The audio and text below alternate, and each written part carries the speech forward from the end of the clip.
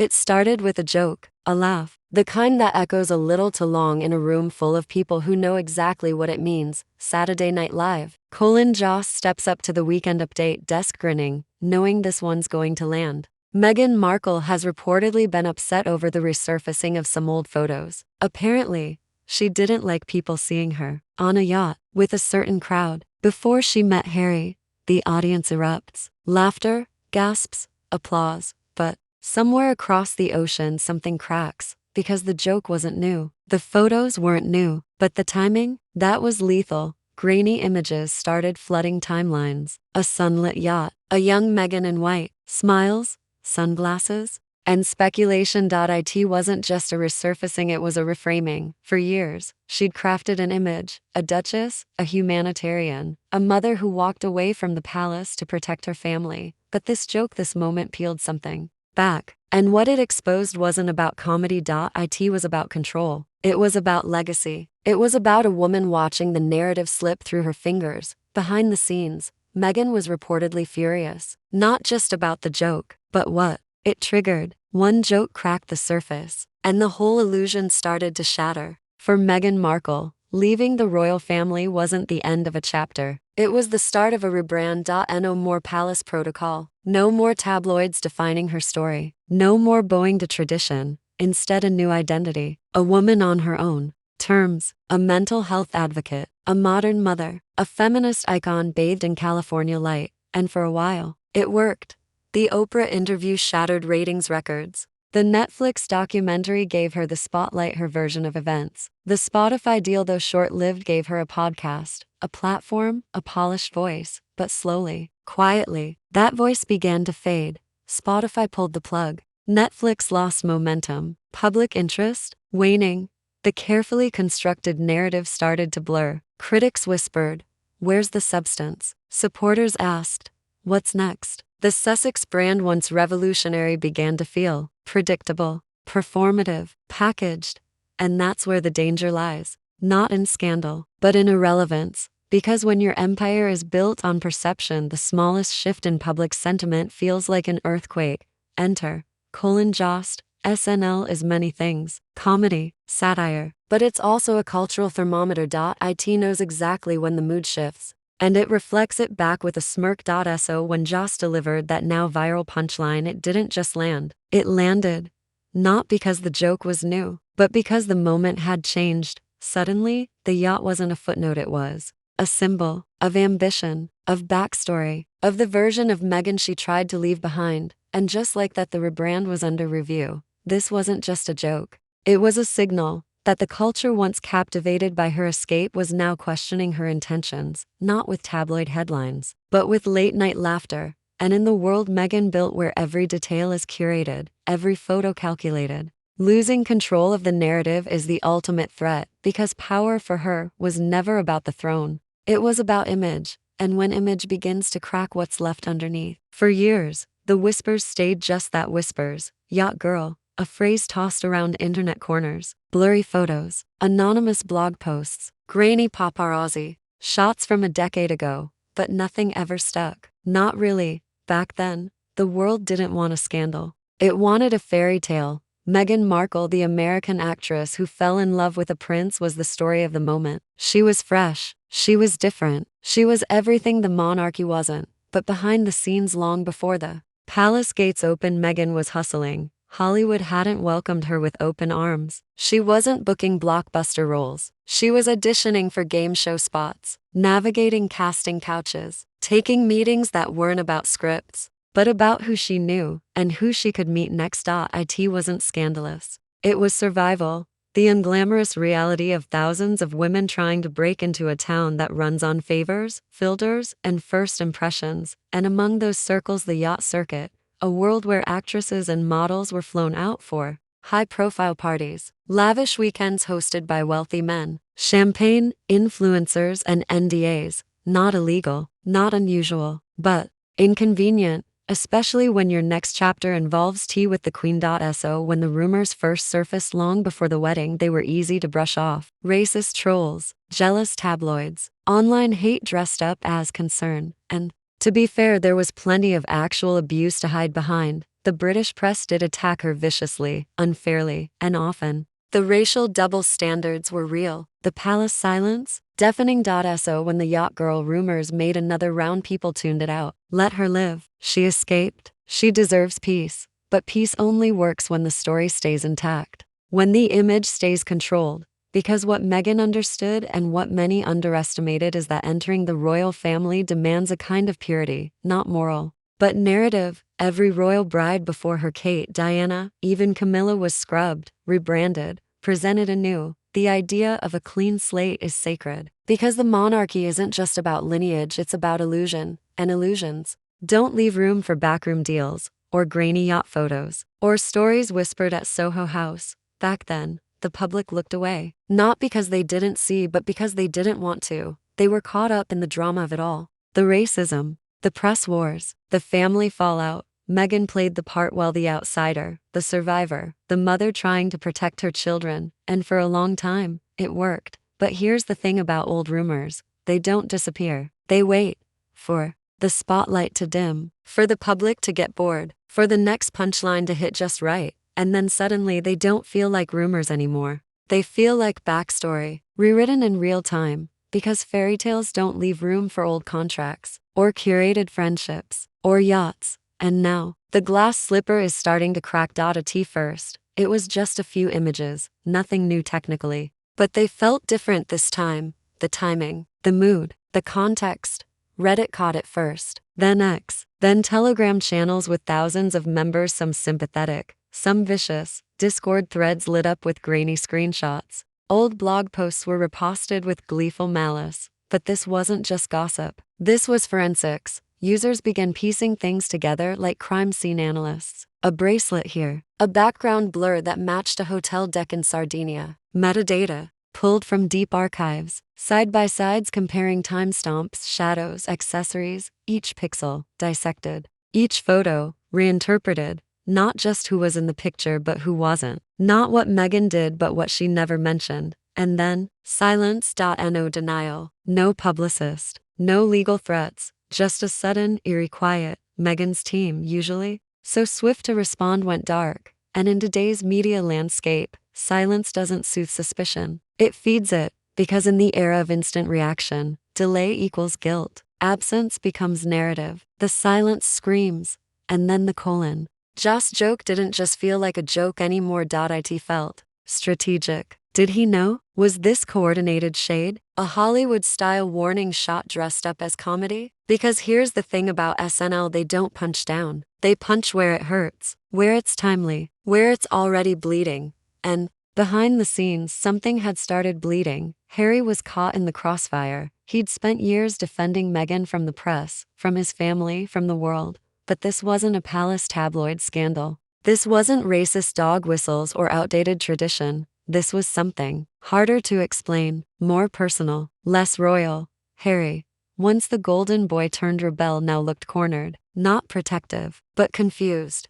And in that confusion, Hollywood smelled blood. Brands started backing away, not loudly, but quietly. Meetings postponed, calls unreturned, partnerships reevaluated. Netflix didn't cancel anything, but they didn't announce anything new either. Spotify was already done. The book deals were complete. And now, the industry that once welcomed Meghan as a heroine started ghosting her like a bad pitch. Not because of the photos alone, but because of what they suggested. Not just a murky past, but a manufactured future. The fairy tale was always fragile, but now it felt false. And no one in Hollywood wants to bet on a narrative that might collapse mid-arc. Because perception is currency. And the currency was crashing. Suddenly, the woman who once commanded the camera was dodging its gaze. No new interviews, no new appearances, no pap strolls through Montecito farmers markets. Just Meghan, retreating into the shadows she once walked so boldly out of. And behind closed doors,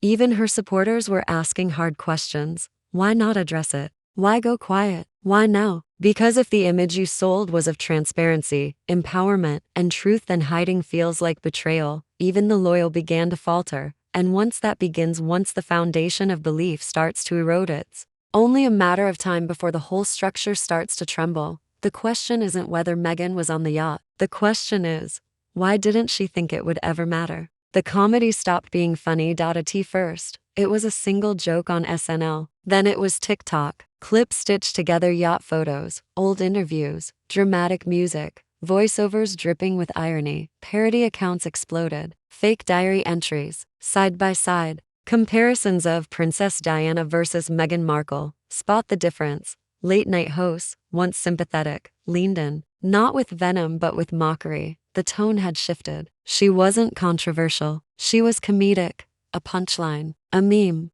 a moment. And for someone whose entire brand was built on meaning, that shift was fatal. Because when you stop being a symbol and start being a spectacle, you don't just lose relevance, you lose respect. Suddenly, everything was up for review. The Netflix documentary? Rewatched with a raised eyebrow. The Oprah interview? Clipped, memed, reinterpreted. Were we played? Was this performance? Did she ever tell the whole truth? The PR wall that had held strong for years cracked, then crumbled. Friends went quiet. No more public defenses. No Instagram likes. No reposts. No "so proud of you, babe." And from the silence leaks, soft ones at first, background murmurs to page 6, unnamed sources with carefully chosen words. She's not easy to work with. There's a difference between protecting your privacy and rewriting your past. The Meghan myth, the powerful woman who broke the monarchy, started unraveling, not because of one scandal, but because of a cultural shift. She wasn't driving the narrative anymore. The internet was. And it's merciless, because once the public starts laughing at you, they stop listening to you. And when the story stops being sacred, it becomes entertainment. Behind closed doors, Hollywood felt it. Agencies whispered, she's not safe to bet on anymore. Studios quietly reevaluated partnerships. Executives scrubbed her name from pitch decks. Not because she was too bold, not because she was too controversial, but because she was unpredictable, a brand risk, a box office question mark, a former Duchess with too many shadows behind the glow. And then came the final gut punch. Meghan started pulling out of events, of projects, of deals that once would have put her back in the spotlight. A keynote speech suddenly postponed, a documentary idea no longer moving forward, a lifestyle brand still in development, but behind the scenes, insiders knew it wasn't postponement, it was paralysis. Because you can fight back against critics, you can fight back against tabloids, you can even fight back against the crown. But how do you fight back against fading? Not canceled, not crushed, just drifting off the front page, out of the conversation, into the background. Once, she was everywhere. Now, she's noticeably absent. And in today's culture, that silence says more than any scandal ever could. Brand Sussex wasn't built overnight. It was a slow, deliberate construction. Interviews, documentaries, podcast launches, magazine covers. But its collapse? That's coming quietly, in silence, in shrugged shoulders, in headlines that just stop showing up. This isn't a scandal. It's a drift, and it's happening right in front of our eyes. Harry, once seen as the brave rebel, the soldier who walked away from a system to protect his wife, now looks lost, not defiant, not dangerous, just confused. He shows up at charity events alone. He smiles, signs, speaks. But there's something missing behind the eyes, because while Meghan once controlled the story, he was the story. But now, he feels like a bystander in a movie he can't rewrite. And the irony cuts deep. They left the palace to escape control, to protect their privacy, to tell their truth. But they stepped into something far more ruthless than the crown. The internet. At least the palace had rules, boundaries, limits.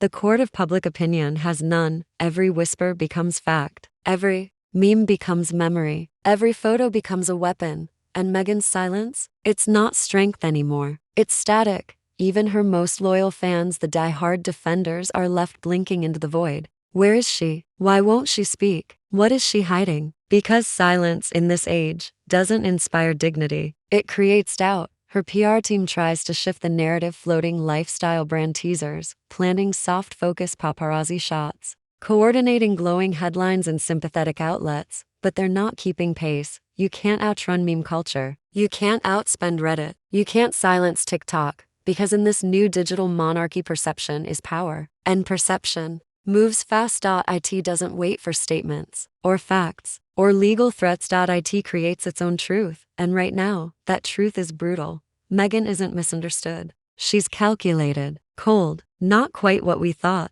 True or not, it doesn't matter. Because on the internet, rumors become reputation, and once that happens, there's no press release strong enough to stop the bleed. She's not cancelled. She's not exiled. She's just diminished, and that might be the harshest outcome of all. Because for Meghan, power was never about titles. It was about influence, controlling the frame, telling the story. But now, the story is slipping through her fingers, and with every meme, every viral clip, every eye-roll emoji, the illusion fades. What's left behind isn't scandal. It's skepticism, and a lingering sense of betrayal. From those who once believed. In the end, the fairy tale didn't unravel because of one joke, or one photo, or one rumor. It unraveled because the world changed faster than she could control it. And now, the crown she once rejected, that ancient, rigid, gilded cage, is starting to look more merciful than the court she faces now. In the end, this was never just about Meghan.